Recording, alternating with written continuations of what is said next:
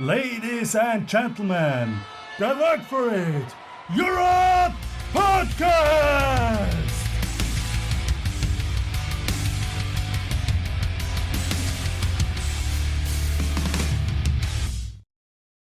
We're back, ladies and gentlemen, back from Atlanta. What's going on, guys? Not much.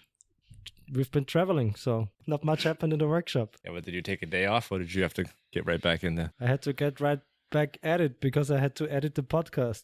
I had to edit Right. Ben and Paulie's episode. We've been gone too long. We forgot who the host was. I wanted to say Baltic, but that's rude, so that's why I went for Paulie. Yeah, it was a longer episode than I expected, so it was more work than I anticipated. But it was a nice show. Way longer than we expected too. We thought about 45 minutes, but Yeah, oh well. I heard that at the beginning, and I thought, well, that's gonna be a quick one. Well, That was a great show, Paulie. You did a great job. yeah, thank you. It was hard, and thank you for our listeners who sent in your questions. So, or maybe not thanks, because it was some of super terrible questions, right? And it sucked that we did not have you, Albert, because you would have helped with the philosophy question at the very end. Yeah, that's an interesting one. Yeah. Do you have a stance? I think it's. I don't even remember the question. Actually, How can you not remember it? because it's very hardly. I cannot even understand it. Ben had to explain it to me because I'm like, big stupid. It's like radical constructivism or humanism or something like that. And we listened to it in Atlanta on the balcony, me and Albert and Andy.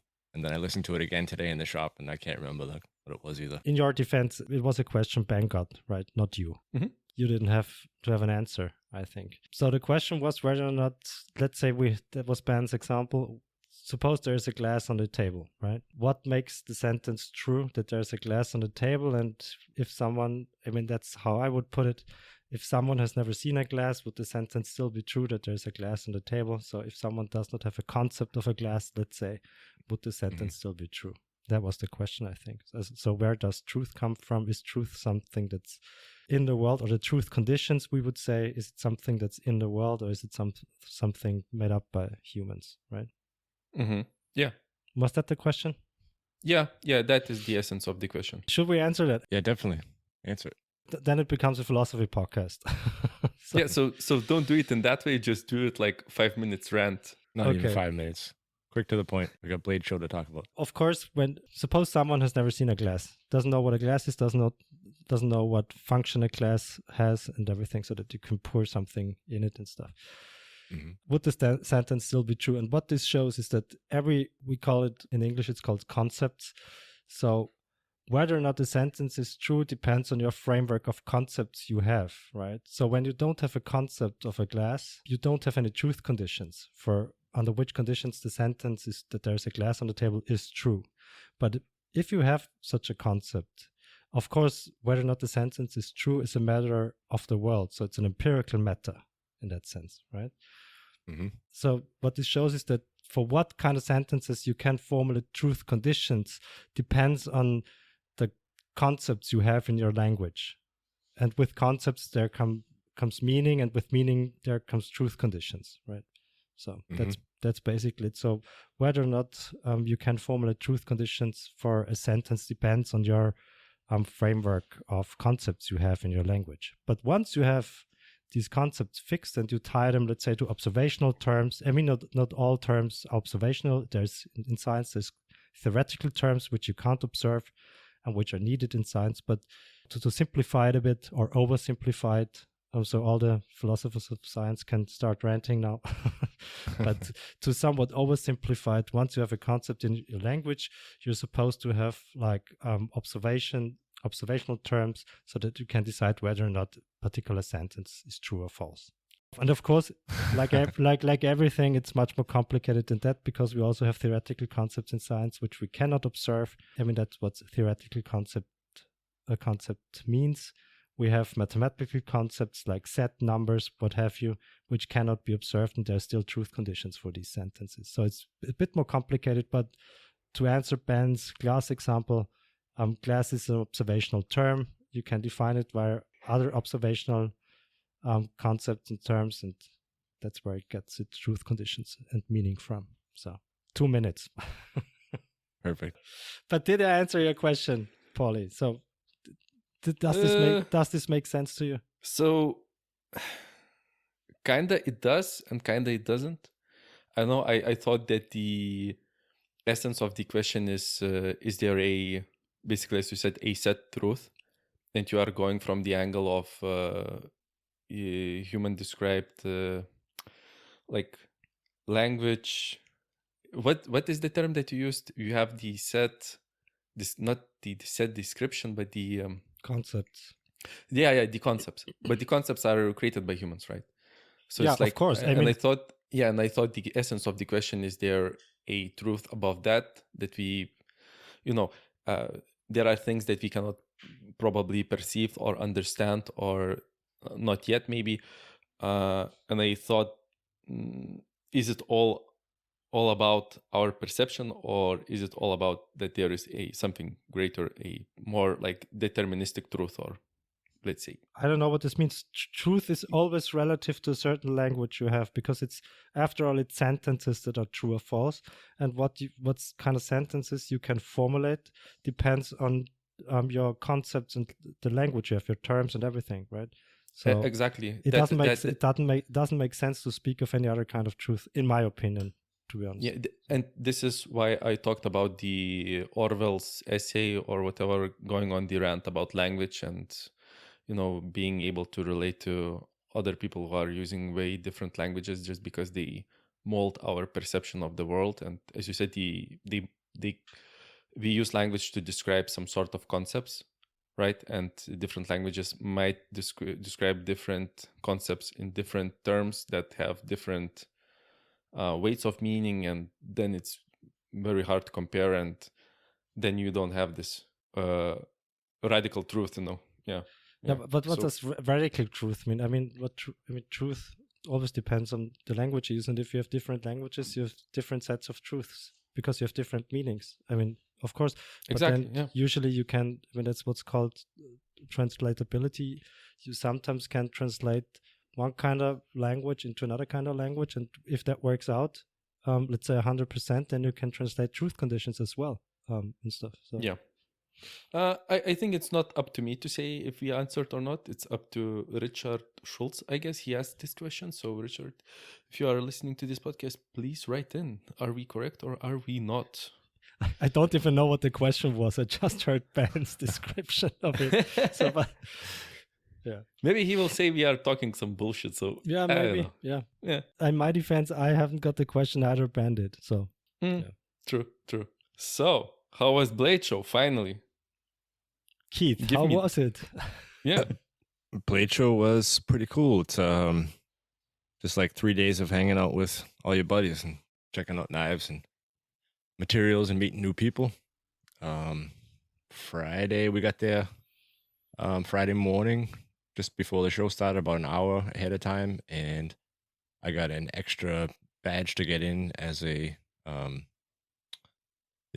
as somebody who had a table, because as an exhibitor. Yeah, exhibit. I'm trying to think of the word. I had to switch back from English to German. It wasn't so easy here. Now I'm forgetting all my English shit. So anyway, I got the extra bag and got to go in like an hour early before the crowd showed up. Kind of went over and helped Chris out a little bit and checked out Martin Huber's table, and they were like in the second row right in front of the door where the main room was. So that was kind of cool to be inside and get to see the rush. Everybody comes running in there, and actually when I saw Chris's table, I was like, oh, you got a nice spot, second row in from the doors, like main doors where everybody comes in.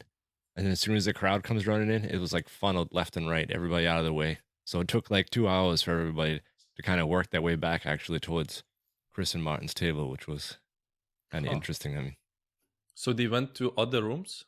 Not to other rooms, but I mean, you walk in and it's a huge hall, and just like lines, like parallel to the main doors, like big long lines, rows of tables. So you can't really get around to the second table without like going all the way to the right or all the way to the left and going around like this big loop, you know what I mean? And come back to the next row. So it kind of funneled everybody off everywhere.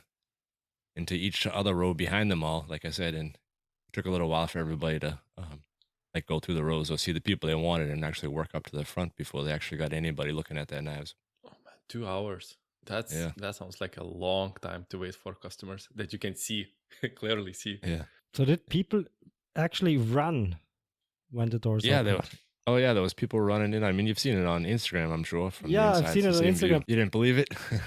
But I didn't see it because Andy and I had to wait outside to get in because we didn't with all the other peasants. Yeah, because we didn't get one of these fancy exhibitor badges. Yeah. I mean, to be clear, for all the people listening, I bought a ticket ahead of time. I didn't just get in there for free. I bought a ticket, but I didn't use it. I used the pass instead so I can get in earlier. We had to wait outside. It was like 30 degrees, sunshine. Hot, yeah. Extremely hot. A queue that was, I don't know how long, a kilometer or something. It went all the way over the bridge. So Really?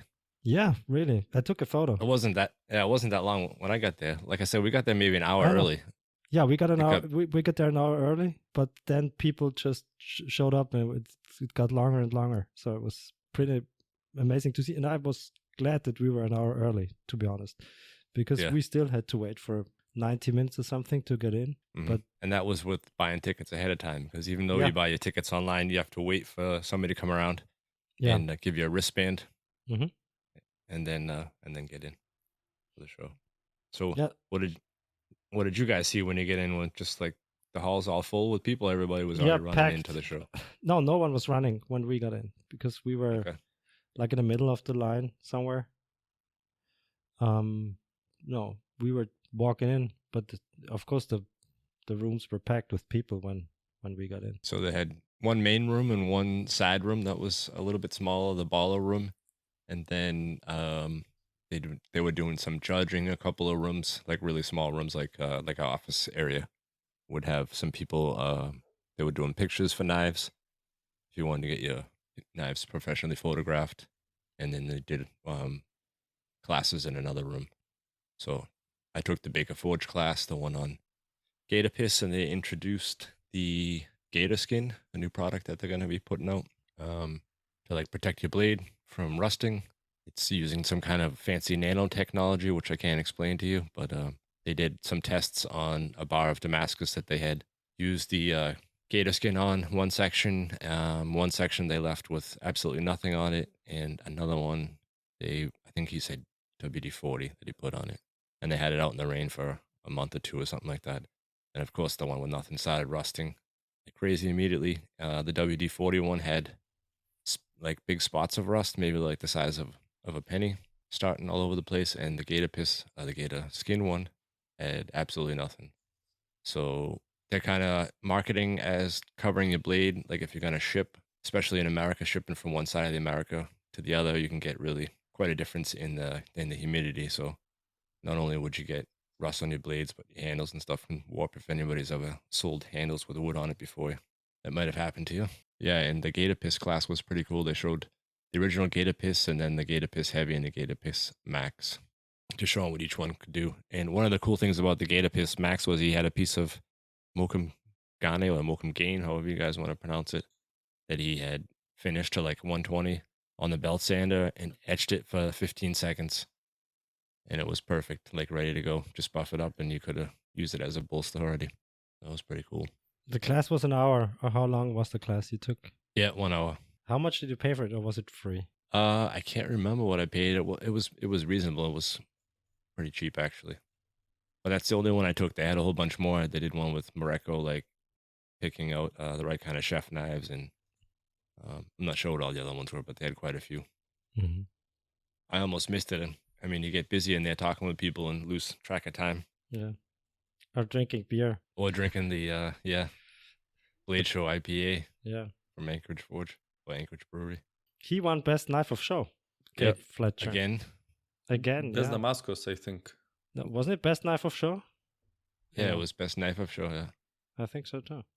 It's just sweeping the country, sweeping the world actually. Now you got the Knife Show Austria one, winning first place everywhere. But I'm gonna check if we are correct that it was Best Knife of Show. Where's Baltic? He's also checking, right? Yeah, I'm already checking. I thought it was Best Damascus. for the knife that he built between the Knife Show Austria and Blade Show. Yeah, that was the one he did with Morocco, I think. Right, Keith? That's the one he submitted. Right. There was, I mean, that's a pretty amazing blade. It's all Damascus, and there's a devil's head made out of pattern welded Damascus. It's a half integral, and the devil's head goes from one side of the blade to the other over the half integral. So Yeah, it's pretty crazy. Pretty crazy, yeah. The positioning itself is pretty crazy that it works Yeah. out in there. Yeah. So it was the Devil's Damascus, that one? I think so, yeah. Did you see that one? Yeah, I saw both, but I cannot check. Blade Magazine website is not opening for me, just domain configuration pending. Yeah, for me too. for me, Yeah. for me, it's not opening either. Yeah. But where did you see the knife? Is it on his Instagram? I saw the knife on Blade, some sort of a website that announced the winners. Okay. Okay. But maybe he won 2 awards. I don't know what any of the other awards were or who won them. I wasn't paying attention to all that. You get so busy with everybody and making contacts and shit.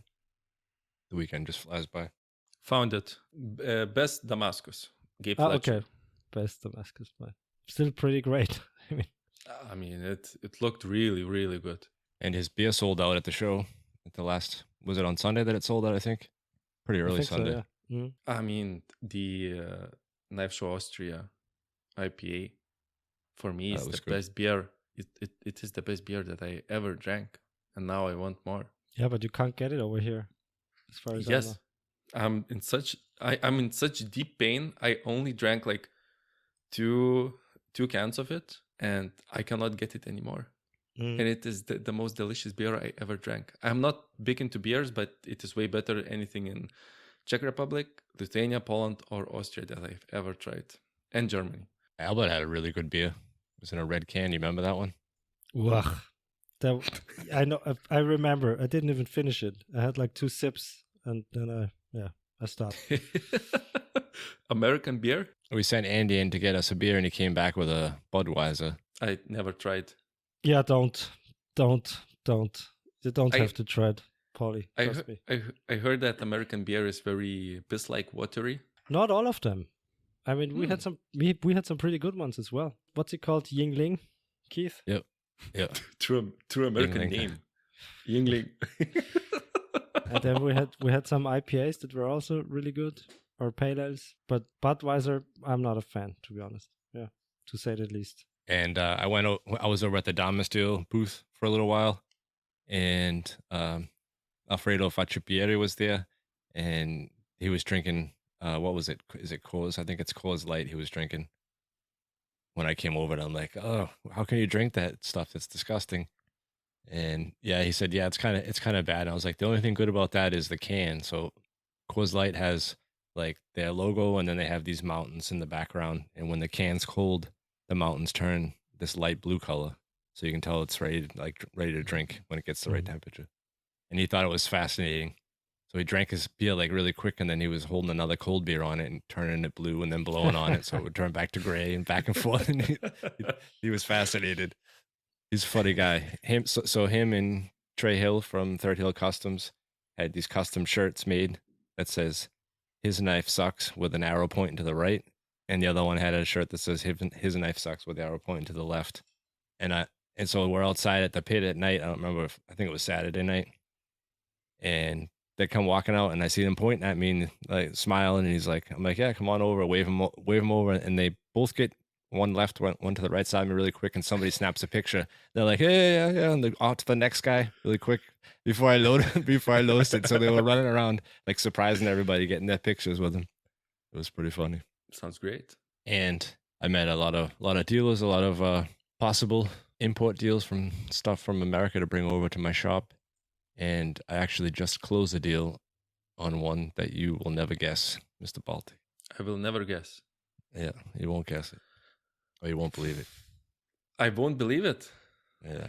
Steel. Grip Tech. Ah, nice. I am in disbelief. Yeah, I know you would be. Yeah, so me and Paulius have been talking back and forth He's gonna mute himself because he's laughing so hard. We were talking to each other back and forth for a while about these grip text scales, and I even told Matt from Grip Tech when I saw it, I was like, when I see him online, it looks like dirty snow or something. Like I'm not too sure about it, so I wanted to go see him in person. But they look way better in person than they do online for sure. They don't look like that, and they work. They do work really great. So he had a bottle of water and a couple of knives with it finished. One knife handles and like all the different colors and styles that he does. And you spray them down with water and they're like even grippier when they're wet. I mean, just like everybody says. You sold your soul. You sold Hey, your soul. If it works, man. $20, it's $20. Yeah. No, it was a little bit. It was a little bit more than that. Unfortunately, it's not cheap important shit. But when will you get some? I bought a pair and I paid full price to bring home for you to try. Yes. I'm gonna change your mind also. Well, now I have to order some G10 from you. Yeah, I know. So you plop it in. Can you actually? Are you all caught up with the orders? Oh hell no. Okay. No. I will still drop in the order for G10 and that's Ultim. Fine. Yeah, fucking Ultim. Ultim is actually popping off. When I did some pictures with the bead blasted, I did some bead blasting just to increase the grip, of the Ultim. It did not get the traction that I was really expecting, but people apparently don't care about the grip and they only care about transparency and it being shiny. So I did some polishing up. They polished up really beautifully. Listeners can go into my profile, Baltic Blades, on Instagram, and you can see the latest pictures where my Iltis knife is pictured with a fully transparent, shiny Ultim scales, and I got quite a few orders from it. So I will most definitely call up you to get my Ultim from knifematerial.et. It's not an ad, actually. It's not an ad. It sounded like an ad. You know what sounds like an ad? Kilns. Our sponsor, minihell.eu. Actually, I was talking to David Baltazar because I need a new kiln because I get all of my stainless steel knives cut out with a laser, and I do a full annealing cycle for the all 24 hours.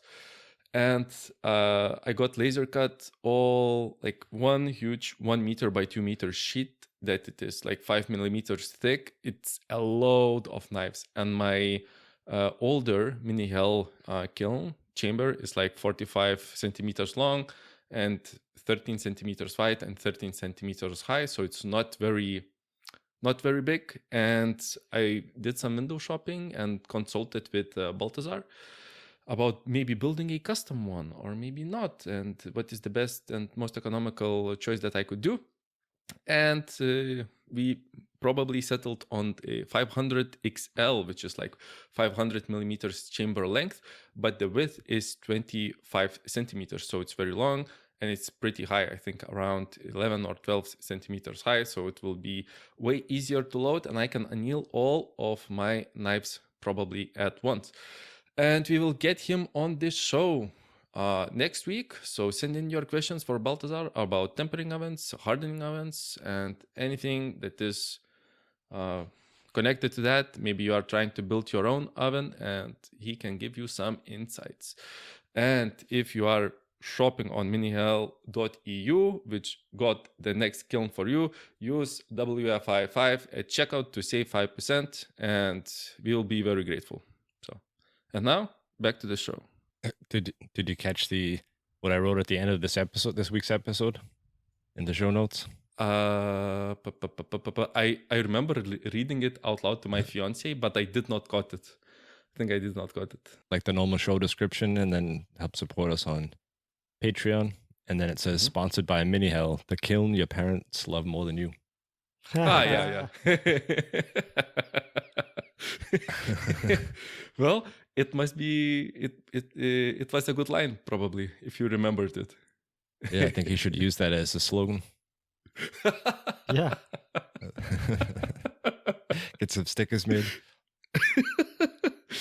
I love my father, I love my mother, but you know what they love more than me? Skills. Minihell.eu.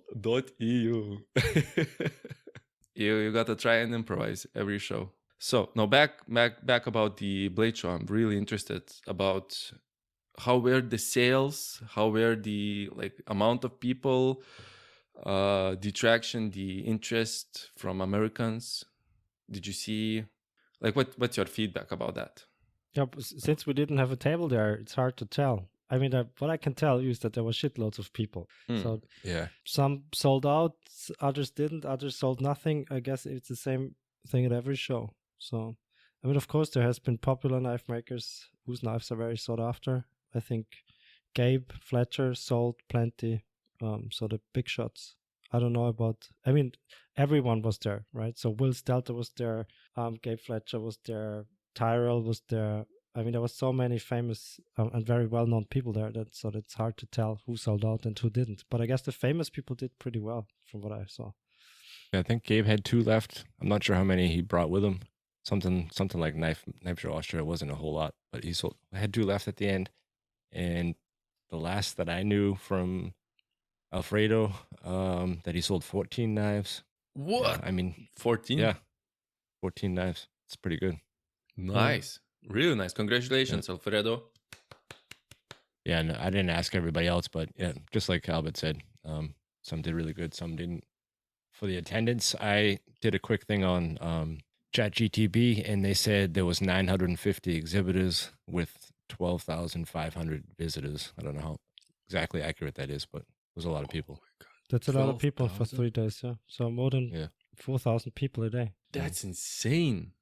That's insane amount of people. Yeah. Wow. Did you manage to go through all of the halls and maybe just glance at what kind of knives were on the tables? Maybe there is like what is the proportion between, let's say, EDC, hunting, and kitchen? Maybe kitchen is higher, lower. What is your like? I would say they're all pretty even. I mean, you had everything from production knife companies to kitchen knives and strictly outdoor or like art knives, and there was a few people with flint mapped knives, all kinds of stuff. The Balisong crew. Oh, I just wanted to ask about them. Did you really saw the Balisong kids? Yeah, but as far as I know, or at least I heard somebody saying that this year at least they had kind of put them off into the back row, which it was. I mean, I don't know how it was years before, but they had them into one like back row. So I mean, these guys are standing around flipping the Balisongs like 24/7, getting ready for the contest. So they kind of stuck them off into one area. Alfredo had said one year he was like in the same room as them, and people had to like walk by them to get to his table. And he said it was horrible. Like they have these practice ones that don't have sharp blades on them. And he said a few times, a couple of them like go flying across his table, and like people didn't want to walk through the crowd, obviously, to get to his table because people are flipping shit all over the place. So he got avoided a lot because of the way they positioned the tables, which is why they changed it. Oh man, I would be so mad. Yeah. Imagine fucking with your sales. Jesus Christ. Yeah, but they fixed it this year. So they were all in the baller room in the back row. So very back row, yeah. So yeah. Did you saw any interesting, like, out of the ordinary booths maybe? Some interesting equipment or? Yeah, do you remember that one, Albert, that you showed me? Which one? The castle? Ah, the castle. Yeah, that was awesome. There was a castle? Yeah, a guy built like a whole castle for his knives to display. So it was a corner booth, and he had this castle. I don't know what it was made out of. Maybe 3D printed or something, but it was huge. It was a castle, and that's how he displayed his knives. I think it's even called something with castle blah blah blah knives or something. Yeah, it was like a I don't know, 2 meter or a 3 meter by 3 meter booth, and the whole outside of the booth had tables around it with this castle built as the tabletop, and the knives were all like, if you can picture the top of, like if you play chess, the castle has the little grooves in it where the bricks go up and down and the archers would shoot through. So you had all those knives like resting on those on the top of the castle and on the doors and the drawbridges and like everywhere. That's crazy. That's insane. You need to lay siege on the castle to get actually the knives. What else? There was one company, I don't know what the brand was because I didn't get close enough to them, but they were running surface grinders and stuff in there. They had a grinder, like a double grinder that would do a hollow grind that they turned on. Two wheels from side to side. Yeah. Right? Yeah. Yeah. That surprised me. I think it was called, what's a company called? Broadback Ironworks, who also make Is that who was grinders? running them? They were also running grinders, and they had Sam Fletcher and some guy from Forged and Fire, a judge. And they had almost grinding classes there. So they were grinding, like, let's say for an hour, and people were watching, and he was explaining what he was doing and stuff. So What? inside was the main hall. inside Was it the- Jason Knight? Inside the main hall. No, it was not Jason Knight. What's the other guy called? The one with the beard and the tattoos. Well, that's not saying anything, right? Beards and tattoos. The one that's always dressed with the vest and everything? Yeah. What's his name? Oh, now you got me drawing a blank. He does like reenactment knives or like replica knives and stuff a lot. What's his name? Santa Claus. We'll have to edit Yeah. it in because we sound like retards now. No, Because we are. Albert's gonna Google it and pretend like he knew it. he's a mastersmith. What's his name? David Baker. That's it. David Baker it was, yeah. Doug Makaido was also there. Yeah, but Doug had his own booth. He was way in the back sitting on a chair, and he had people working for him selling knives, and you could buy, I think it was $30 to get a picture with him and a signature. And all the other judges were all walking around and talking with everybody, and he was collecting the rest of his Forge and Fire money, selling pictures. Did they cancel the show, or does it still exist? Fortune Fire. Do you know it? I'm not sure. I haven't watched it in a while, Paulie, do but you I know? heard I don't watch it. I looked at a few episodes, but everybody keeps asking, "Oh, it's like you do knife making, just like in the show." Yada yada yada. I just know that some of the guys that I follow actually participated there, but no. Mm-hmm. you just don't watch it out of spite.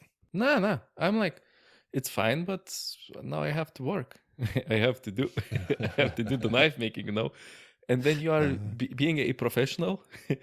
It's You can't be You are playing watching around an- watching TV. And no, shit. it's entertaining show that is triggering you, because they are doing like all of the TV show things and not the correct things. And the correct things for mainstream audience is boring. So, why watch it? I mean, it would be pretty boring watching contestants CNC shit all day like you do, just pushing buttons and printing I stuff know, out. right? It would be a super quick show, You press the on button and press the green button. Poop, knives comes out. Take money. Done. This It's is how just- it works. Huh? Yeah, it's actually this is how it really But- works. But Albert, No. Albert actually has the chance right now to get some CNC machines and have them in a separate room, like a nice clean room. Go into production, Albert. Yeah, but we can't afford the rent. Add like another $2,000 a month or something. Yeah, exactly. 1,800. Yeah. Do more classes. Do with more people. No, what are we supposed to do with this? We have enough room already and enough rent to pay. Long story short, our neighbor is moving out. So what we thought is gonna happen sooner or later. But anyway. if it was like a couple years down the road, it would be perfect timing though if you guys were ready to get some CNC stuff and then, like I said, have a dedicated clean rooms and shit for your machines. Yeah, that'd be awesome. That's true. But it's too early. So you don't know who's gonna move in. No. But I talked to our landlord and I told him that the new tenant has to be fine with a forge next door. And he said, yeah, the new tenant has to adjust then. Yeah. Because now we were there first. Is that the reason why the other guy left, or No. business wasn't doing great, or you don't know? Business wasn't doing great. So he's I mean, we've talked about this when you visited us in our new shop for the first time. We were talking about this, that this is not an ideal spot to run like a company that sells stuff, right? Yeah. To normal customers who walk by. So because it's not in the first row, it's somewhere all the way in the back. So now he's moving to a first row building in a different town to increase or up sales, I guess. Yeah, you'd never find the guy unless you found him online or something and went looking for it. Exactly. Yeah. So it wasn't the ideal location for him. I mean, for us it is, because we don't need people around, and our business model does not depend on customers walking by our shop. Quite to the contrary, to be honest. Yeah. So one of the other things about Blade Show was that our room had got canceled. So, and a short story about that. room getting canceled that we had to get a new place, and it just happened to be closer to where Blade Show was going to be. So we didn't get a car this year, and we took the Uber everywhere, and the Uber worked out awesome, like nothing like it does here in Austria. I think the longest we had to wait was 7 minutes or 8 minutes or something for an Uber to show up. And at the end of we were there for 5 days, we ended up spending like 160 on an Uber instead of like 700 for a rental car. Yep. And there was one. You want to tell them about the funny?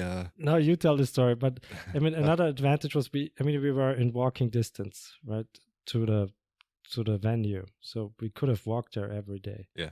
But American streets and sidewalks are not made for walking, from what I saw, because streets are so huge and you have to wait forever if you want to cross somewhere for the light to turn green, the pedestrian light. So we decided to almost every day we took an Uber to go back and forth. And another advantage of us not having a car was that no one had to drive, so all of us could have drinks at the pit or the Blade Show, at the restaurant or at home. So that was an advantage as well. But now you tell the story about our fancy Uber driver. Yeah, so we got a couple different Ubers. We had a couple of decent cars. We had a couple, one car at least, where every time we took a turn, it felt like the back axle was going to slide out across the road or something. It was like sliding around on ice when he took a corner. But the last guy we took to get to the airport picked us up. It was some kind of a SUV, pretty nice car, all clean, and he has this little bag that you hang over the headrest on the passenger seat. So it had like some mints in there and like hand sanitizer and stuff. And he's in the front seat and kind of like coughs a little. Didn't sneeze or anything, just kind of coughs. He was like, "Excuse me." And as soon as he said it, his phone goes off. He gets the email and it says, "Mail, motherfucker." And he like scrambles to try to catch his phone and shut it off because he's just trying to be all polite. He was so embarrassed. This poor guy. We just laughed. It was funny. Now Albert's looking for the sound for his phone. So if anybody's got it, send it to us. I would love that too. Yeah, would use it. You got mail, motherfucker. So purchases, did you get anything at the show, Albert? We got plenty of stuff, yeah. Andy and I bought 4 folding knives, 2 each. It was somewhat cheap folding knives because there was also production companies there, and we went to Bestech first. You've heard of Bestech. Mm-hmm. And since we wanted to buy 2, we told him he should make us a better price because after all we're buying 2, and then we bought like 2 very nice folding knives for I think it was $80. China.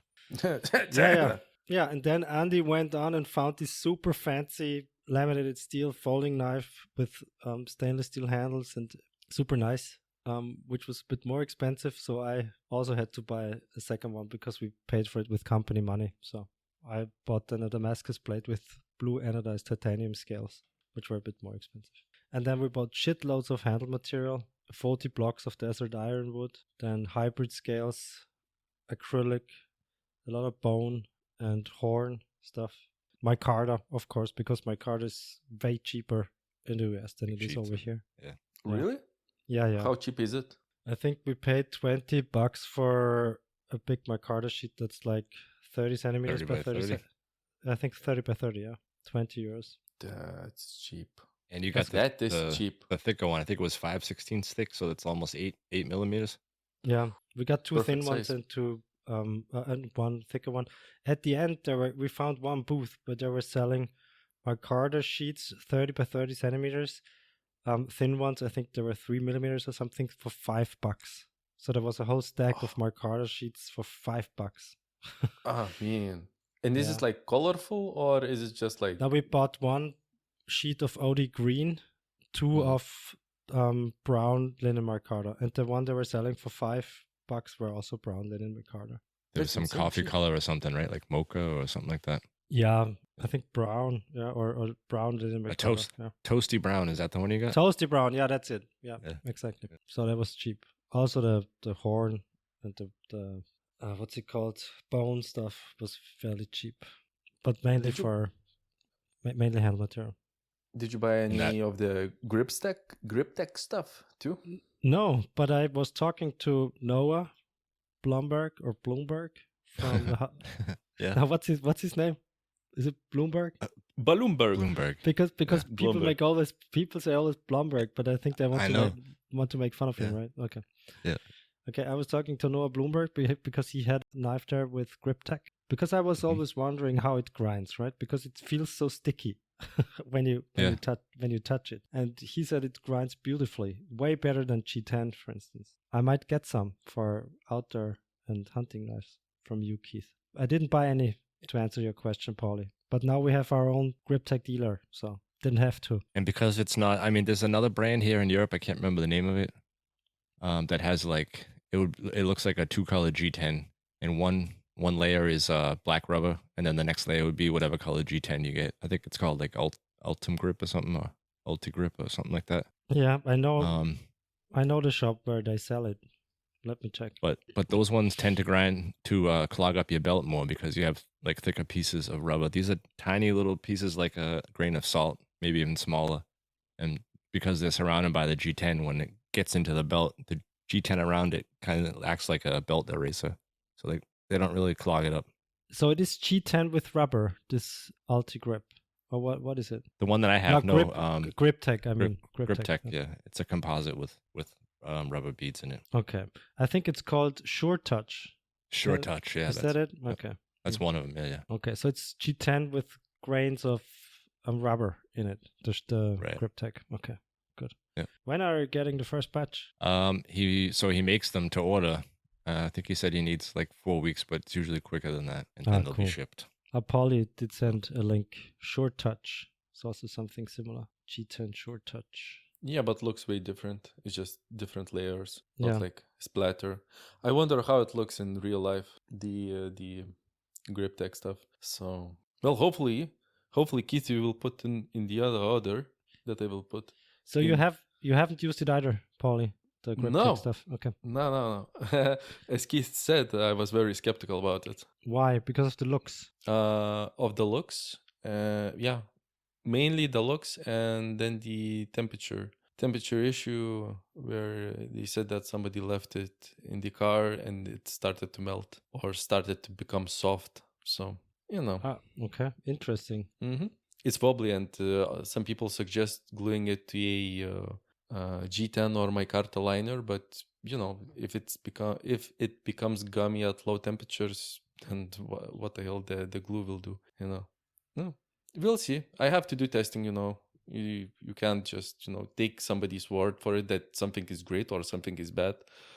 Most, you have to do it yourself. I got a piece I'll send to you, and it looks like it's probably just about the same dimension that you use for your jig, so you can CNC it. Great. How thick is it?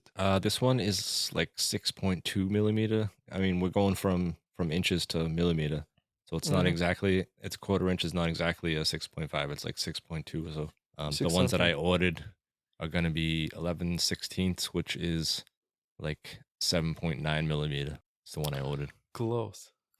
Like for me, for my outdoor knives, 8 millimeters is perfect. And for my smaller EDCs, then I can go with 5 and around 5 millimeters. So I guess I will try and do it on my Iltis model, which is the smaller one, right? And see how it works out.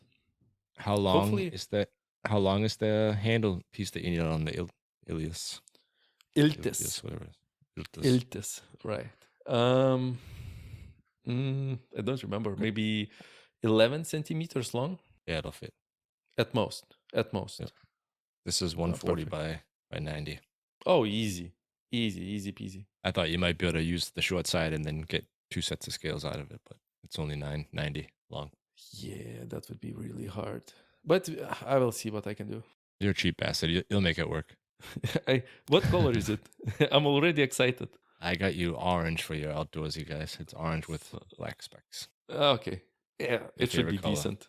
My favorite. It's fine. Ultim is my favorite. I love the piss color of Ultim. I love it.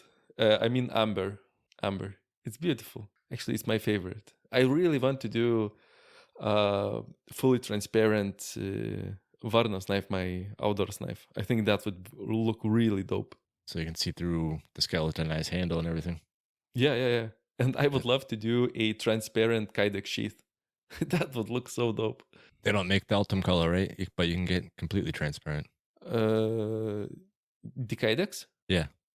or you can get like a glassy look, like just transparent, like glass. Yeah. And I would love that. I would love to get the blade being black by Cerakote, and I think that would contrast with all of that transparency really well. Yeah, that would be cool. See it through the sheath and then Yeah, the Ultim handle on it. something out of the ordinary, right? Yeah, and I stopped by another booth and talked to another guy named Matt. He runs Voodoo Resins. If you guys have ever heard of him, he makes. Albert bought some resin handle material, but I'm not sure where he got them at. If it was Voodoo. I don't think so. No, it was some Indian guy. I Okay. think. Like which Indian? Dots or feathers? It took me a while to get that one. Dots. Okay. So a guy from India. Okay, you were in America. I don't know. Yeah. Good. Fair Yeah. question. Yeah. I know. Yeah, I know. definitely. Dots or feathers. Come on. Now I have to edit that out. Don't, please don't. Okay, sorry. Keith, you were saying? Yeah, so the set of scales I got from Voodoo Resin is called Black and Tan. It's also a composite, but it looks kind of like a marble tile or a marble countertop would it be. Really nice work. He also does them with honeycomb or like a mixed, where you kind of squish the honeycomb and just do resin all around it. But it doesn't look like the typical resin that you guys are thinking, like the half transparent kind of stuff. This is like, it almost looks like wood, I guess, the marbled piece that I got. Huh. He has some different styles. So working on maybe doing a deal with him. He's going to send me some of his pricing and see if we can get some of those over here too, to try out. Sounds really interesting. The grip tech, if the scales work out and people like them, I'm going to do blocks, which I didn't see any blocks at his table, and he doesn't have them for sale on his website. So I don't know if that's just something he does by request or not. But we have a lot of culinary knife makers here, so a lot of people are using blocks for hidden tanks. We'll see if we can get some of those over here too. I would be so afraid of using it as a block just because of the kitchen knives and dishwasher possibility or hot water possibility, and then having a block, maybe move something around. I would just do like sheets and glue it together. Maybe that would be the right approach, and it's easy to work with when it's in sheet form. So you can do like frame style of handles instead of full block handles. Yeah, maybe that would work out. As maybe he's not selling blocks right now. As I've heard, he's ramping up the production of sheets just because of the big production companies that are showing interest in the material. Yeah, he's added a couple of different lines too. I don't know all the names for them, but he's got some where the dots are colored. I think I got all the original ones where the dots are black, but he has some where you can get like white scales with blue dots or with red dots or whatever. So the rubber is Ooh. different colors. So you can actually match, like you can get black with black, obviously, but you can get a set of white scales that has white dots, so you don't even notice them, but you feel them. Now we are talking. Could he get just transparent dots? I mean, See-through rubber? I don't know. yeah, see-through rubber. I mean, like silicone. Silicone is, you can get see-through silicone. That would look, or maybe it would look disgusting, like moldy and shit. I have to try it. I'm so interested right now. I know I'd get you interested if I told you it was free. Yeah, I'm so yeah, I'm sold. If it's free, it's for me. I'll take it. Yeah, and look, you actually, I was saying that you have to bring something for me back. So thank you so much. Yeah, you actually brought something back. Of course, keep my word. Oh, I brought some Pro Cut home too. Meerschad from Sheer Knives wanted to try it out, but it's all gone. Oh, it's fine. Is it super expensive, or is it like normal ATCRV price? I bought a 4-foot length. I don't know the exact length, and I would say like a meter 20 or so, meter 40 maybe. Mm-hmm. And it was $52. How So- wide? Is it like 50? 50 wide? 50 millimeter, yeah. That's a good price. Definitely very reasonable. But that was kind of a Meerschad asked me if I could bring some home for him, and then somebody else asked me if I could get a couple pieces so they could have a knife made. And I'm like, I can get it if I can find somebody here at the show that can cut it for me, because I can't fit a 4-foot piece of steel in my suitcase. So I asked around, and I was gonna have Trey Hill cut it for me. And then somebody told me at the booth they'll cut it for you. So luckily I had gone on Saturday to buy it, and I brought it back to the guy and asked him if he could cut it and bring it back the next day, because they were going back and forth. They lived nearby. So he did that, and he actually got the colors of micarta that Albert wanted, because they were looking for him. I think they didn't have it in the thickness you needed, or Yeah, exactly. We needed thicker OD green micarta. They came back the next day and brought it with them. cool service. Very, very cool. Yeah. We didn't know that their shop or store was that close to the show for them to be able to offer that kind of service. Yeah, they actually had a lot of cool stuff. They had a lot of vintage micarta and some really huge like wheels of vintage micarta. I would say like 15 centimeter round. That stuff gets expensive though. I forgot that we bought two forging tools. So we bought drifts for doing axes or axe handles, and we bought the housemate kit for coffee scoops, Oh, which was, I think it was $65. So that was fairly cheap. It's probably cheaper than making your own. Yeah, definitely. did you see any new interesting stuff, like attachments for grinders or just machinery for knife makers? Yes. So we were spying, basically. Mm-hmm.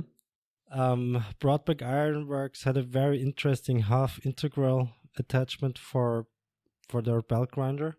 Of course, we didn't buy it because it wouldn't fit our grinders, but still it was very interesting to see how it's done. And then what we also saw, we use in our shop water-cooled quench plates. So we have aluminum quench plates in a vise, so screwed to the jaws of the vise, and there runs water through them, right? So Like a woodworker's vise, so they're a wider. woodworker's vise, yeah, the wider woodworker's vise, or what is it called? Woodworker's vise, carpenter's vise. That's what it's called. Carpenter, yeah. And we have water running through the aluminum plates. So we use one pump for the top aluminum plate and one for the bottom aluminum plate. Mm-hmm. And what we saw there was also water-cooled quench plates, very, very similar to ours, but they did not use a carpenter's vise, but they used like a large lever to quickly close it. And that's always an issue when we do classes, because students are so slow when they have to close the vise, so that doesn't make sense almost anymore, that we do a plate quench. Right. And the lever was like, the way it was ground, it was like a egg shape where it makes contact with the top of the quench plate. So it was like a quick close, push it down and it locks itself into place. Exactly, yeah. I think I know. I think I saw that on Instagram sometime before. It's a creation by a person who used to do ballet songs, I think, machining ballet songs.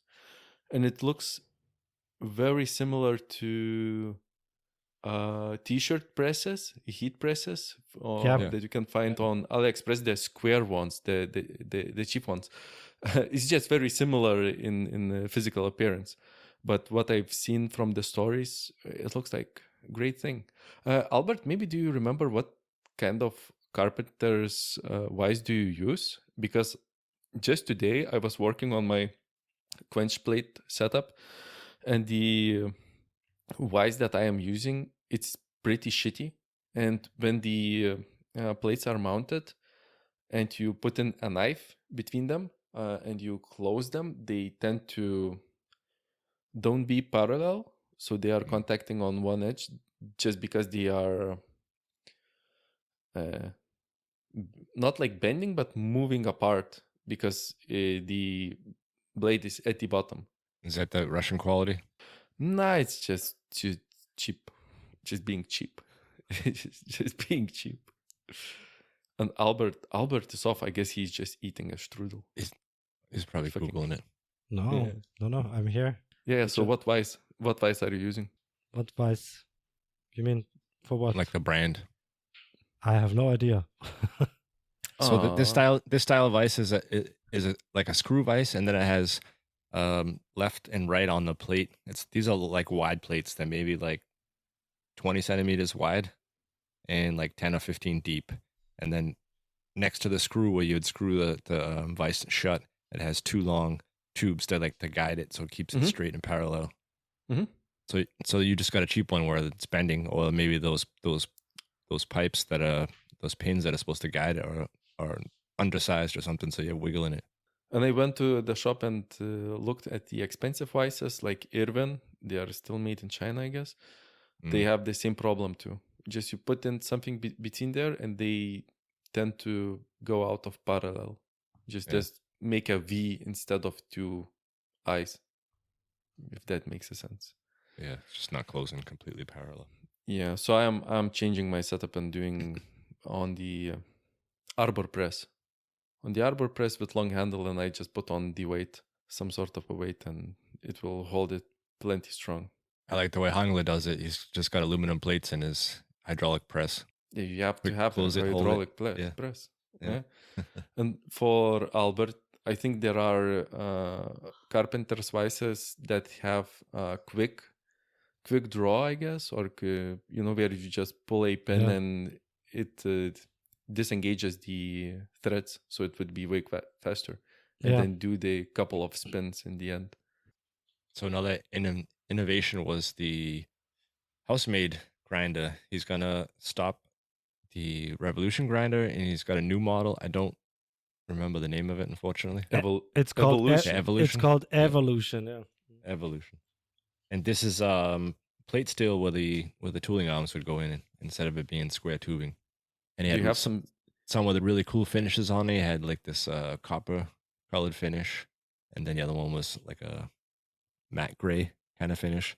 So you'll be able to buy these ones as a kit to put together, unfinished, or you can buy them completely finished, and they'll be powder coated and all ready to go.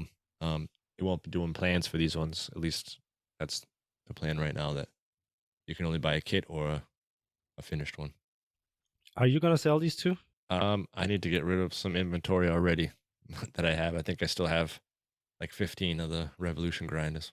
But have you talked to Brian about selling them in the US? In Europe, I mean. No, we didn't get a chance to talk about it at the show. We talked a few times, and it's crazy that just people coming around, and everybody who comes through there wants to say hello, and you kind of get interrupted all the time. But like I said, I got to move what I got right now first, and then we'll see.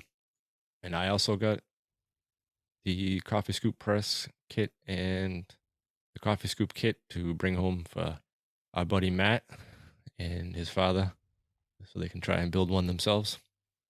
Yeah, but you guys didn't have to. You guys didn't have to pay for it.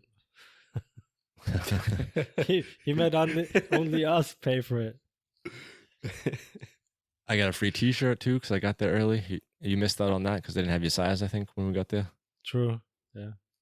From Housemade. I got a hat from Faccipieri. Brought me in one of his hats. Wouldn't let me pay for it, so I got that for free too. You got a lot of free shit. We didn't get any. But he paid for the Baker Forge class where he supposed to be for free, That's true. Pelican paste I paid for too. I went to the booth and got some Pelican oil that I wanted, and the other stuff wasn't for me at the booth, so I paid for those too, so I can send them on to our buddy Sven. He likes the shop hands. I hope you talked about renewing our sponsorship. No, but I got 2 guests for the show. Hell yeah!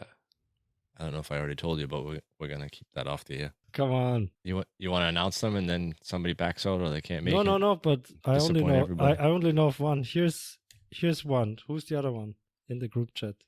Annoying our listeners. Oh, come on. Oh my God, you got Trump? Oh my God, Albert wrote that we will have Trump. And the other one? The other one likes to use Elon Musk. Likes to use the C word a lot when he talks. I remember. You're right. Albert You're right. That's gotta be a good one. So that's gonna be good. He's so funny. It's gonna have awesome ratings because our listeners are gonna have to listen to it like 5 times before they actually catch everything he said. It's got a little bit of a different English accent to him. Awesome guy though, really friendly. Mm-hmm. Yeah, very. What else happened over there? Yeah, Albert loved the food. He said he can't wait to go back again for the fine dining in the US. No, I hated it. Really? Yeah, it was so bad. What is the worst? Too sweet? Too strong taste? or too greasy? Too greasy and too much sugar, like in everything. First night we went to a steakhouse. The steak was great, but then I ordered a sweet potato. Mhm. But I thought, well, how can you screw up a sweet potato? Turns out you can. Oh my God. Because they use what's it called, caramelized sugar, and added some more Oh, sugar, and no. they Oh no. added cinnamon on top. So Oh no. yeah. Look, Americans are not famous for their good cuisine. They are famous for people coming from Europe and creating good food there. Yeah, and here's the thing. I was so mad because of the food that I Googled Michelin star restaurants in Atlanta. Turns out there's only 1-star Michelin star restaurants in Atlanta that don't have a single 2-star restaurant. Yeah, I mean, this is the way that Americans cook, where everybody was grown up, like brought up that way. That's everything that you get needs to be more. But if it's sweet, it needs to be sweeter somehow. That was a huge difference for me coming over here. Now when I go back, I can tell that everything's way too sweet. But coming over here, everything just tasted like nothing.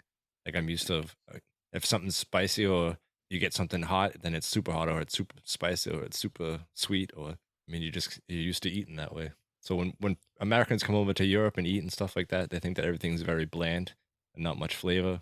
Yeah, I mean, it's just how you're brought up. And what was weird was they were asking so many questions when we ordered food.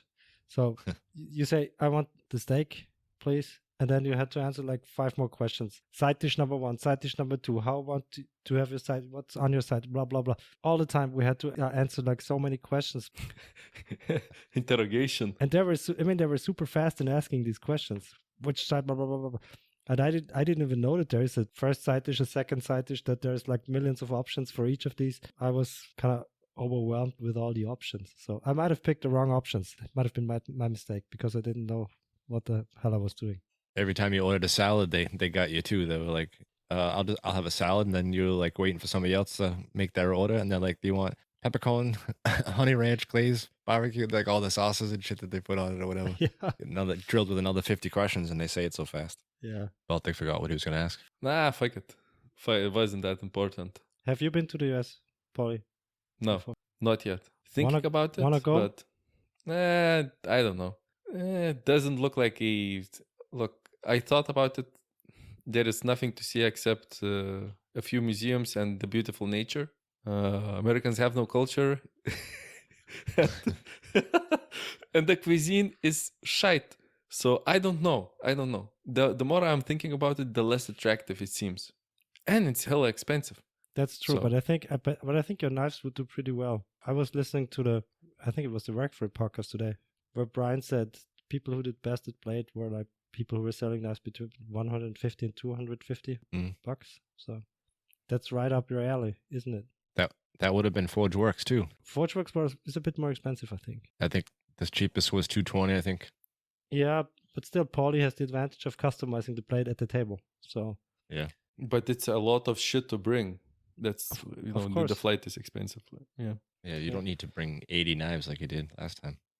I need to bring 120. yeah, then just ship them over beforehand. Yeah. Yeah, I heard that Grimsmo, and he paid like a shit ton of money on the border for brokerage. Yeah, To his get, table his- his table was empty. Exactly. Detained by the customs. Again, not like again, but last year he had issues too, just because he shipped it via UPS, I guess, or some postal service, and he had to, it was late by 1 day. So yeah, there were issues too. So this year he took some precautions and it did not work out. Imagine the stress. You don't have your knives and you cannot sell them. Oh my God. Yeah, and I you're would- already like minus $5,000 or something before you even got there. I For know, shipping. right? Yeah. I would be not an enjoyable trip. I'm thinking more of 2026, going to Knife Show Austria, Yeah. maybe we'll see how that goes. Yeah, this weekend is Eisenerz, I mean. Knife show. Are you going? Hmm. I am not going. Nope. My shoulder's still like I can barely just open like a bottle of soda with it because it's got no Okay. strength. But Huber messaged me, said he's going for the first time in like 5 years because Oh, cool. usually it's the same weekend as Blade Show. So did you hear the story, Albert, about the guys who had to get the pizza. Donnie Dulovich and them picked up pizza for Brian House for the pit. Yeah, there was a power shortage or out. The power was out, right? Imagine that they got to the desk to pay $600 and power goes out. Luckily they had some cash on them. There was a horrible thunderstorm when we were at the pit. Yeah. Water started dropping off the roof inside the main hall. Do you remember? Yeah. Chris's table, actually, from Forgeworks. What? Yeah, his was one of them. Yeah, he had this fancy Damascus chef knives, and Andy and I were sitting at his table talking to him, and Andy spotted it. Andy said, what's that noise? Then we saw that there was water dropping onto his knives from the roof. Jesus. Non-stainless knives, by the way. So. That is not optimal. Not optimal conditions. No, water was also dropping off the roof in the pit. In the pit, we were yeah. having pizza there. Yeah. Oh, by the way, how was the pit? Is it as good? Huge. Is it fun though? It is, yeah. Yeah, everybody's out there hanging out, talking with everybody. There's a couple guys. I think it was Donnie Dulovich that bought all the whiskey that Albert was tasting outside. Yeah, that was good. That was good. We got like 6 different bottles, like from cheap stuff to good stuff. And I went over Albert. Didn't want to go ask him, so I was like, I'll just go ask him what he's got for whiskey. And then he's like, all right, we got this, that, and this. And how experienced is he? So he would pick out the kind of whiskey he thought you could handle. And Albert, apparently it was good because Albert went back a couple of times. Yeah, but I forgot about that. I thought I thought next day we were talking about this and only thought I had one glass. But Keith and Andy kept reminding me that it was more than just one. So. No, the pit was fun. People were standing outside and inside because it's very warm, or it was very warm outside. So people could smoke outside. People were having cigars and whatever outside. Yeah. Somebody was handing out cigars the size of a baseball bat. The thing were huge. What? No, they weren't really the size of a baseball bat, but they were big. They were big fat cigars. Sounds like a super fun time. A couple guys had coolers with beers in them, because if you went inside the pit to buy a beer, it was like $13 or something, Albert, like $12.50 or $13 a can. No, so the pit was very expensive. Yeah, I don't know the exact number, but we just estimated how many drinks we had per person, and then did that times the 3 nights we were at the pit. It was about $1,000 worth of beer for the 3 of us. What? Yeah. Yeah. That's why we had to go to Walmart the day before we left. I'm never going to America if it's that expensive. No, we fucked up. I mean, we should have known better because we knew from the first day on that it's going to be expensive buying beer there. We should have gone to Walmart instead and buy our own beer there, but we didn't. Yeah, you could have bought your own cooler, filled it with ice, and put beer in it for like 20 people, and it would have been cheaper than what you paid for yourself. Yeah. I mean, at Walmart, stuff isn't that expensive, right? So we bought beer at Walmart, we bought food at Walmart, done on Sunday, I think, or Saturday. Albert got a baseball hat for $1. Yeah, 2. Nice souvenir. Yeah, Andy bought 2 Dickies pants for, I don't know, $25 or something, which are over €100 over here. So some of the stuff is very cheap at Walmart. We should have gone there way earlier. I went to a store later, and there was an Apple store in this mall that we went to, and Andy was looking for new AirPods, and we just walk in, and they're like, "Oh, excuse me, wait, do you have an appointment?" They're like taking appointments for people to come in, and they had like security guards out there, full uniform, carrying pistols.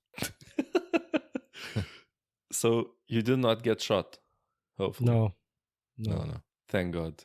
No, I was only worried about the last Uber driver. Other than that, about his mail. No, not the last one. The guy with the axle that felt like was going to fall out. With the Ford Fiesta, yeah. Yeah. I mean, this car was falling apart. The inside, I don't know if you know what a bedazzle gun is, but in the US they had this thing for kids called a bedazzler, and it looked like a hot glue gun, and like these little colored stones came out, and you could glue them all over the place and make sparkly shit everywhere. Kids did it to like their sneakers or a jacket or something. This guy had it all over his car, like all around the air vents. Half the air vents were missing. The door on my side was missing the handle to shut the door. The side mirrors were like taped on the bumper with a bungee cord holding it up and everything. And the guy's driving us and like, so you guys sell knives? Or he's like, I'm what did he say he was? He loans money to people or something, and he sells houses in like 5 of the neighboring states. And listing off all this stuff, these companies that he's got, and he's driving the shitbox car for Uber. Oh my Oh, God. restaurants. He had a couple of restaurants. He wanted Albert to make him steak knives. Mm. Dude's delusional.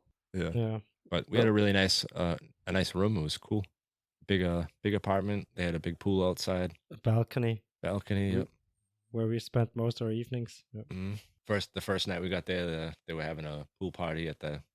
I mean, some of these apartments in this building were owned and some were rented. So down in the courtyard where the pool is, when we got there, we opened the door and you could hear like this music blasting and stuff.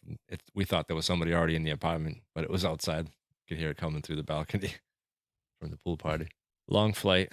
What was it? I think the first flight we had in order to get there all together was like 13 hours of flying, like not included driving to the airport and waiting and all that shit. Turns out to be like around 20 hours by the time you finish and get to the hotel. And on the way back, it's like 11 hours, a little bit shorter, like 2 hours shorter because of. Oh my God. Did you get like jet lagged? Very. Yeah, I got it when we got home. Getting there, I was fine. Yeah, for me, it was the other way around. So I was jet lagged in the US for like 5 days. I couldn't sleep. I slept like 3 to 4 hours a night, and then I woke up. I couldn't sleep anymore. When we came back, I did fine because I followed ChatGPT's instructions. AI is taking over you. Yeah, but it was smart. I mean, what ChatGPT recommended was like get on the plane. Let's say the second plane, because we had to change in Detroit. Get onto the second plane and try to get like 4 to 6 hours of sleep. Then get off the plane, don't sleep all day, get some sunlight, go to bed like 9 or 10, and then you're good. That's what Personal assistant. Do you use it often? No. ChatGPT, yeah. Mm-hmm. I use it a lot. Sometimes I open up Google and then I decide not to ask Google, but to ask ChatGPT instead. Yeah. Do you use already the paid version? No. I don't. It's supposed to be better, right? Oh, yeah. It's if you don't hit the limit, it's fine. I actually used. Oh, a funny story is that how to tell it shortly. My fiance made me a gift. She gifted me like 1 year ago a book, a series that I'm reading, and the store, a Lithuanian store that sells those books, wrote into her asking for help. I guess they are writing to all of their customers that they are building up the store and they need their images. The inventory back. Not like the inventory back, but they are upgrading their store and they need for people to help them to download pictures from a certain site at certain resolution with a certain file name for certain books that they tell you download all of the books in, let's say that starts with an O. You go to their website, you can see the list of books with the names that start with the O that don't have the pictures, and you download the pictures, right? Or you upload them to help them put it on their site. Is that what you mean? Basically, yeah. Yeah. You just give them to them and they do all of the rest. And if you download like 10 images, you get 1% off, and you can do that until like 70% off. Until 70%. So you need to download 700 pictures, right? So I just took like 2 hours. ChatGPT wrote a script that you can feed in the names of the books, and it downloads all of the pictures, resizes them, recuts them, and makes the names great. So we delivered like 500 pictures the first day, and we are waiting for them to give us more. But just to tell that ChatGPT is really, like, I coded exactly 0 lines of code, and it works perfectly. With all of the edge cases solved. It's a great tool. Anything for a discount, right?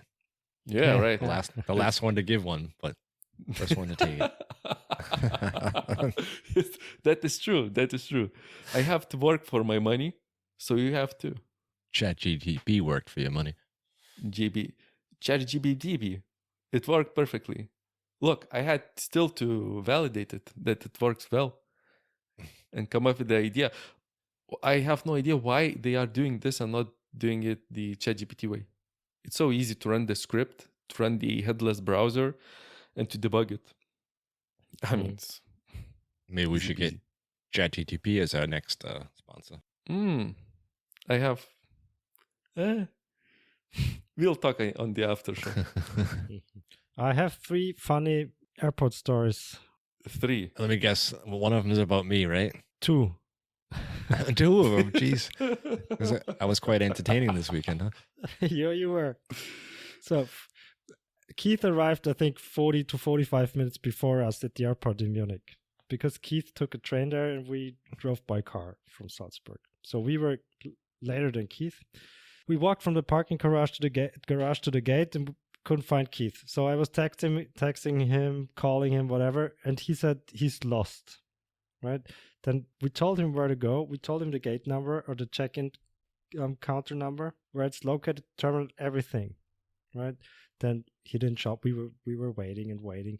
Then I decided to call him again. He picked up the phone, said, I walked to the end of the airport. There is no airport here anymore where I am. So then I told him that he should send us his location, which he didn't do either.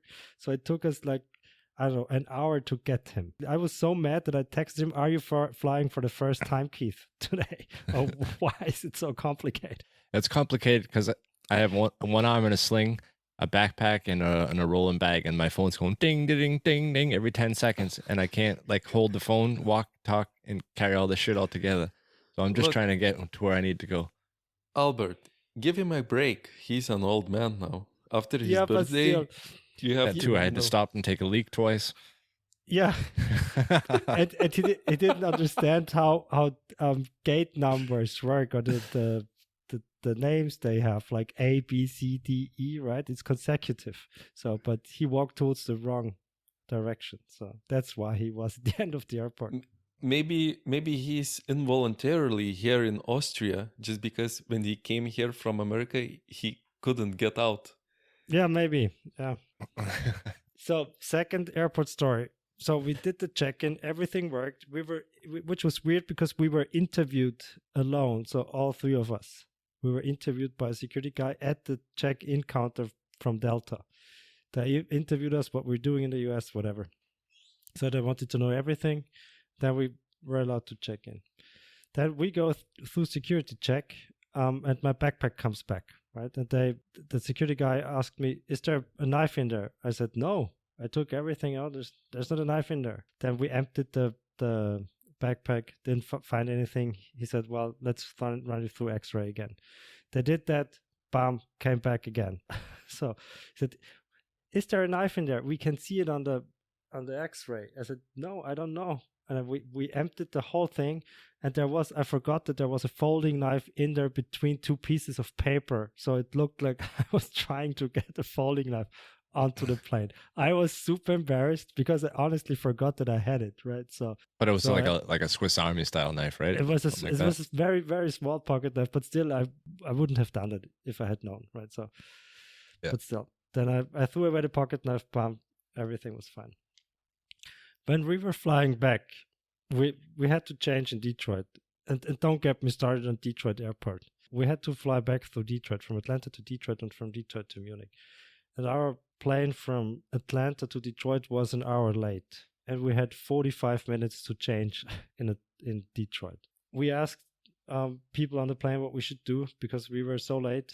I mean, the pilot made up some time, so we were he was flying so fast that we were there not an hour late, but let's say 40 minutes or 35 minutes or something. But then we had to walk for 20 gates. Andy and I, we were all in running mode. We were getting out of the plane, we're running towards our gate. We caught the plane, and then we were sitting in the plane waiting for Keith. And it took Keith like 5 more minutes to show up, and we asked him what he was doing. Turns out Keith was just walking 20 gates, bought something to drink at some shop, and then walked onto the plane. So Andy and I were running, holding the plane for Keith, and he was just buying stuff. No. He wasn't holding the plane. It was almost like it's the first time they've ever flown. We got there, and the guy says on the intercom that there was enough travelers. He didn't say this, but that the next plane was going to wait for us, and they do that when there's enough travelers. So you know that they're not going to take off.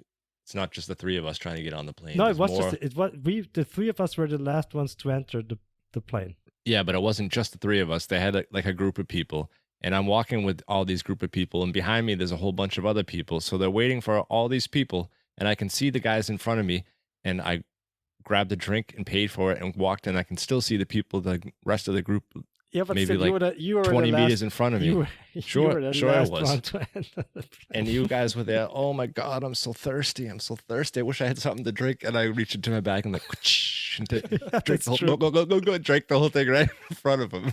So this is why he's telling his story. He's just jealous. You're so mean. I They had to think I wait for you. let it run down my chin a little bit. I spilled it on the floor, and they were like, oh. No, but that was super stressful because there's only one plane a day, as far as I know, from Atlanta to Munich. And if we had missed that, we would have had to stay somewhere in Detroit overnight. Ew. City of Steel.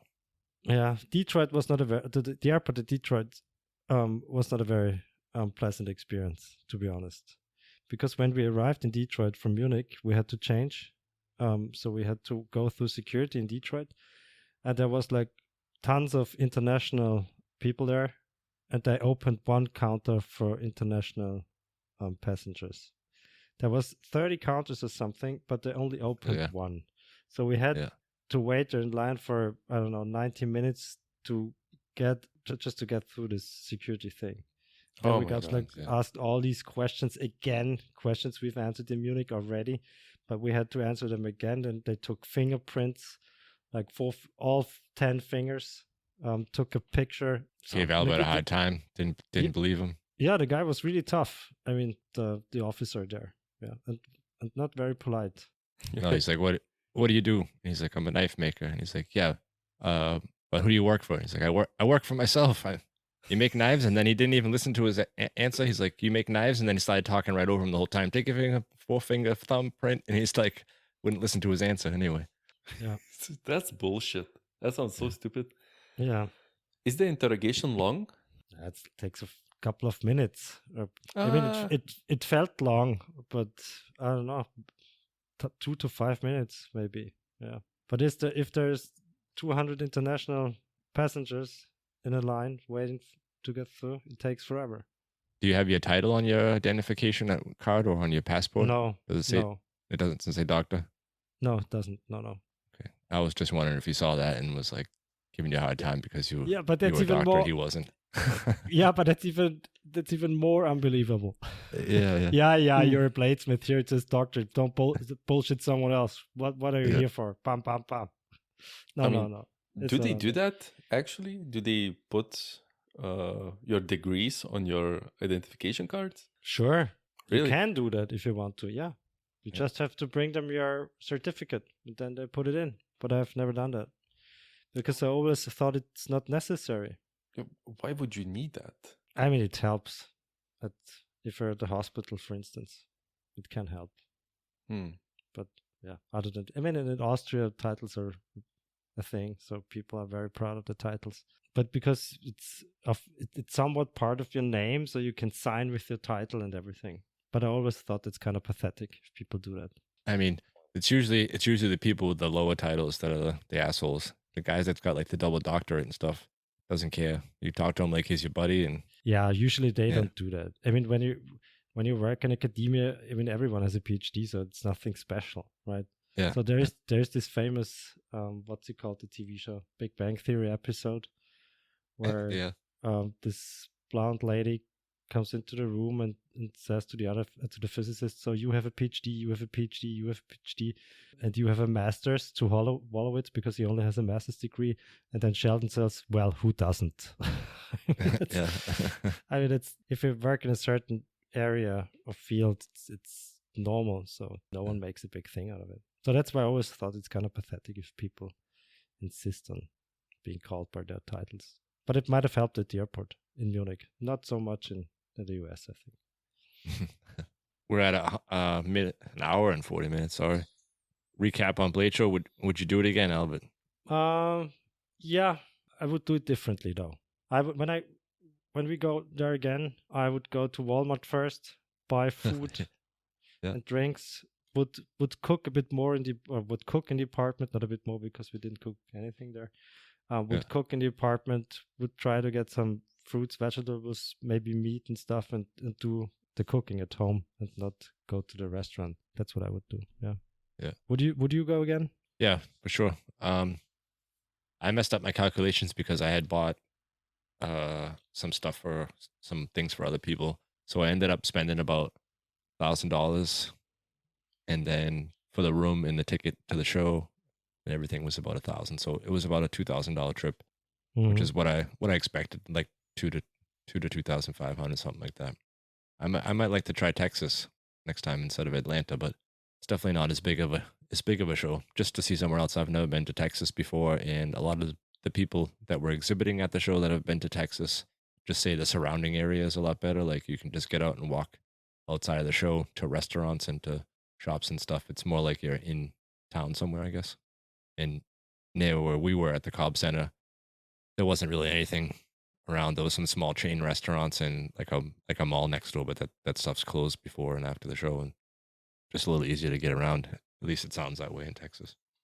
I would be way more interested Yeah, in me going too. to Texas Me than too. to Atlanta. And also I remembered, did you hear a lot of FOMO from Americans that did not come to Knife Show Austria? Not a lot, but some will be there next year that weren't there this year, from what I've heard. Exhibiting. Exhibiting, I mean. Yeah. Mm-hmm. But I'm pretty sure Martin is going to tell us all about it sooner or later. That's right. Honorary guest. So I guess that's a wrap for this week then. Yeah. So we don't play this or that. No, we have no guest. So we only played it with guests. Okay. No, it was just a test. It was just a test game, right? And like Keith did not even listen it till the end. So should we start shitting on Camon where he was wrong? Yes. Hand sanding. Was he wrong? No, he was right, of course. If you can do a proper belt finish on a knife, you don't have to do that much hand sanding. He was right. Yeah. But usually people can't do that. I mean, we've all seen shitty Damascus blades where they skipped on the hand sanding and after that they looked shit, right? So they should have done the hand sanding. But of course, if you have like this big cheater grinder Camon has with water cooling and belts that are like a meter wide or something and 400 kilometers long, that makes it easier to make a proper belt finish on a chef knife than it would be with like a 50 mil grinder, right? I need to correct you in one place in defense of Benjamin Camon. It's not a cheater grinder. It's a appropriate equipment choice. I know. I've heard that part too. A baller grinder. And of course, he's right. I mean, people should invest in proper tools. But I don't know how much he paid for his grinder, but I don't even know what the grinder costs that Tobin makes. That's very similar to the one Camon has. But I guess it's super expensive, right? And of course, Ben can say, well, invest in proper tools. Yeah, but if you're starting out, people don't have like 10 grand for a grinder, right? So people have to work with what they can buy or what they can afford. So that's why people start out with 50 mil grinders and then they do the hand sanding. It takes them like 2 to 3 hours, but then they have a decent finish on a knife with very little money they had to spend. He almost broke his grinder too. He called us while we were on the last day in Atlanta. He was trying to wire up an external fan to keep his cool. I guess when he runs the VFD, the motor was getting too hot. And he was running like a piggyback fan that you just bolt onto the other one to get extra cooling. Like this one would run normal speed when the grinder was going low. And he had it hooked up all messed up and it started smelling like plastic. And he got a hold of us to help him fix the wiring for him. I don't know if he got it figured out or not. Did you hear anything more from him, Albert? Yeah, he fried it. So it was... He broke it. Yeah, he ran 230 to it. Exactly. Andy and Ben were texting today, and Andy told me that Ben broke it. Yeah. Not only was it 230, but it was hooked up after the VFD, so he was regulating the speed of this 230 volt motor with 400 volts on it. Proper equipment, Ben. Proper equipment. Yeah. Don't play with electricity, kids. I get where he's coming from, right? I mean, he has to be very efficient like all of us do. Yeah. And if you're running an operation this size and if you have to make so many knives, of course, such a grinder is worth it, right? But shitting on these people who do the water bucking method because all they can afford is like a 50 mil grinder, come on, let them do their thing and they will upgrade later. I mean, we all did, right? We have like flat platens for our grinders, so the hand sanding takes us like 5 minutes. We can do a proper, how do you say, like a fake hand sanding, like a 400 grit finish, but lengthwise, not perpendicular to the spine. So it looks like a hand sanded 400 grit knife, and then we hit it with a 600 grit, and then we're done. And it takes like 5 minutes, or maybe 10 minutes. But you have to evolve, I think, and you have to give people the time to do that, right? So there's nothing wrong with ducking a blade into water and using a 50 mil grinder. It just takes longer. And what you lack in equipment, you have to make up in time, right? So The hot take was really hot, apparently. of course, but I mean, I can understand where it's coming from, right? So I don't have any issue with that. But I mean, I also understand where the other people are coming from, right? And of course, he's right. Hand sanding is a waste of time. Hand sanding is dumb. No one likes it. When I started off art knife making, I even Googled "I hate hand sanding," right? Because I was so frustrated. You know what came up? Tough shit. Blade forums. So yeah, people have been complaining about this for ages. Yeah, it's just a matter of time until you all get CNCs. No. Buy the proper equipment. Efficiency. Press a button, knife comes out. Yeah, but I'm not No, sure if you can CNC mill like a blade that thin, like you do with a Yeah. chef knife. Oh, you? you can. Oh, you can. Okay. Of course. Well, you can. I can't. I can't even do CAD drawings and stuff. So I have to stick or work with my muscle memory. Oh, I mean, as Kamon would say, just get a proper education, Mr. PhD. Learn to use proper tools. I'm not sure if Ben can do CNC. No, Okay. most probably not. If he cannot fix the VFD, Jesus Christ, he cannot do CNC. I really enjoyed the last episode more as a listener than as an editor, because there was some fuck ups in the audio tracks, I told you. But it was a very interesting episode with very, very interesting hot takes, I think. That's great. Thank you. That's great to hear. We had no idea how it will turn out. So probably not the last episode that we do such Perfect. atrocities. If anybody missed it, they should go back and listen to last week's episode. Baltic Blades Home Alone with Ben Camon. And I also really enjoyed your comebacks to our stupid questions. Because you were afraid that I'm going to edit them out, but I had to laugh so hard. So I thought, if I enjoy them, listeners might as well. So I left everything in there. Yeah. I listened to it and you left most of it except for the fried audio part. And I was really surprised, At some places I was really, really pushing it. Yeah, because you were making fun of us right from the get-go. Like when you see Papa Keith and Mama Albert. Of course he was. Yeah, I mean, rightly so. It was fun. I had to play the music myself, so I might as go full cocked, Yeah. And I was totally right. You did not record anything. Yeah, you were right. I tried. We were listening to the podcast on the balcony in Atlanta, and we heard that you were saying they're not going to record anything. I said to Keith, he's right. Or he was. I right. tried. I asked a few times, and then it's never worked out. Fuck it. It would have not been necessary. Yeah, it's a pain in the ass, but I told you that before we left that you're gonna bring all that shit there, and it's not gonna happen. Yeah. Just get caught up in too much stuff. All right, guys, let's call it. Yep. Call it a day. Next week we'll have another guest for you guys. Hopefully we can get one of the two people we are talking with at Blade Show to join us. Next week is Balthasar. Keith. Yes, Is that Balthazar. Is that for sure now? Yes, it's in the calendar for like 3 weeks now. So is the old one still there? When he was supposed to be there like 2 weeks ago. No, it's all correct. Listeners, do you see what I have to deal with? And in the end, then, Baltic forgot to book something. No, I'm on your side. Yeah, no, thank you. Yeah, it's all good. Albert, yeah. Fucking old man cannot find the gate to his plane. Jesus Christ. All right. That's it. Talk to you guys next week. Talk to you next week. Bye bye. Bye bye. Bye bye.